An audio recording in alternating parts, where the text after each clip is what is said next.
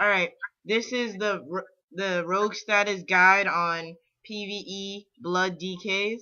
This is for all you tanks out there that love to be DKs and love absorbing all that damage. So, let's just show you the spec.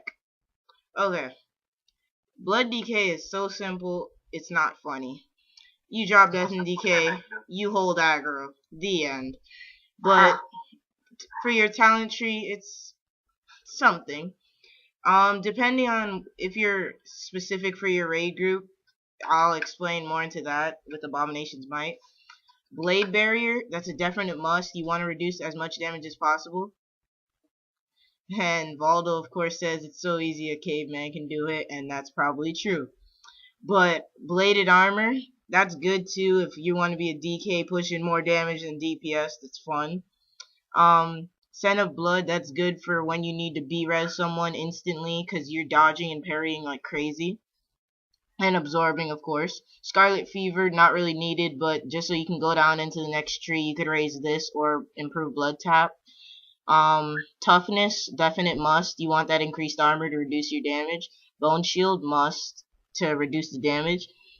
This, Abomination's Might, if you want to be specific about what you're running with, if you're doing a group with Pally and they use Might, you might want to spec out of Abomination's Might because they clash together and they don't stack, so it's kind of worthless. So that's optional depending on what you want to do.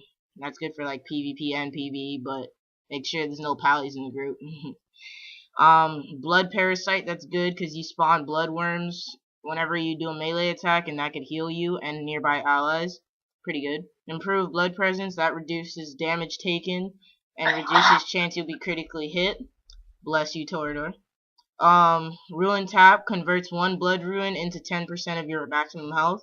Must. You want to be able to heal yourself just in case the healers are in trouble.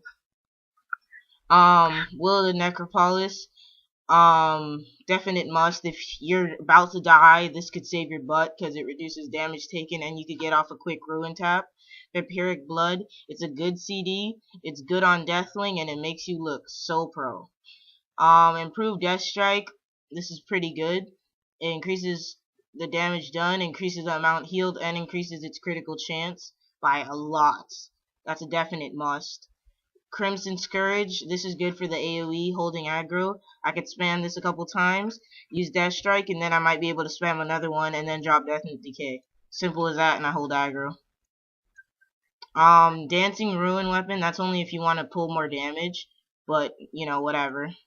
I'm gonna show you Frostbite's Frost Tree. You don't really have to raise anything in Frost, but you can kind of go for the Runic Power Mastery if you like having a lot of Runic power, I mean.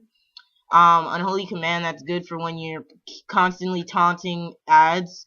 That's really good. Your Diseases, if you want to push a little bit more damage, that's good too. And you could just, basically everything else could be spec'd from Blood. Or if you're a DK and you're very good and you're about to go on to Heroic, what do you call that, boss? Madness. This is good for the Blood since you need to hold them back. Desecration. That's pretty good. You could spec in and out of that constantly. It's not bad. And that should be it for your tree. I mean, it just depends on how you spec and what you can go into. Reforging, you should get as much mastery as possible, but I've seen a lot of DKs mess up. DK isn't all about mastery. You can also throw in some dodge. Parry isn't really needed, but you could throw that in too. I would really go for mastering dodge. Dodge is pretty good because it gives you a chance to get more runic power, and it gives you a chance to summon these blood parasites. Very good. We have all these armies out here. It looks pretty cool. But yeah, so I would spec into mastery or dodge. I mean refore, sorry. Hit isn't really needed unless you want to be a good DPS, kind of. When you start getting really good gear, you could start reforging to 5% hit so you don't miss, and you could do a little bit more damage, but that's nothing really needed. And a quick rotation for all you DKs out there. You use Death Strike whenever it's up. Drop D&D if you're trying to hold aggro on multiple ads.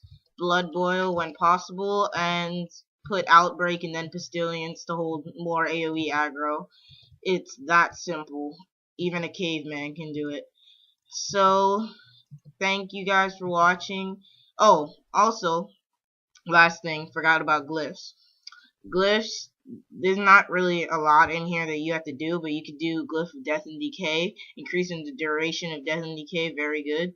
You can do Glyph of Death Strike, that just increases the damage, so that's like if you want to be a little bit more damagey. Glyph of Heart Strike, that's the same thing, just if you want to do a little bit more damage. Glyph of Blood Boil, this is good for AoEing ads. This is Glyph of Bone Shield is good if you want to go pick up an ad really quick. And Glyph of Dancing Rune Weapon, if you do spec into it, this is really good because it gives your Dancing Rune Weapon a chance to give you an extra threat generation. So very good. And Glyph of Vampiric Blood is good too, but I would probably do that over everything else. And minor glyphs, we've gone over that in the past video, so you guys should be good. Thanks for watching, like, comment, and thanks Rogue Status for these awesome guides. We're going to be coming out with more, such as Ret Pallies, Holy Pallies, Prot Pallies, maybe Combat Rogues with Toreador, and everything possible. So check out our channel and subscribe. Thanks for watching.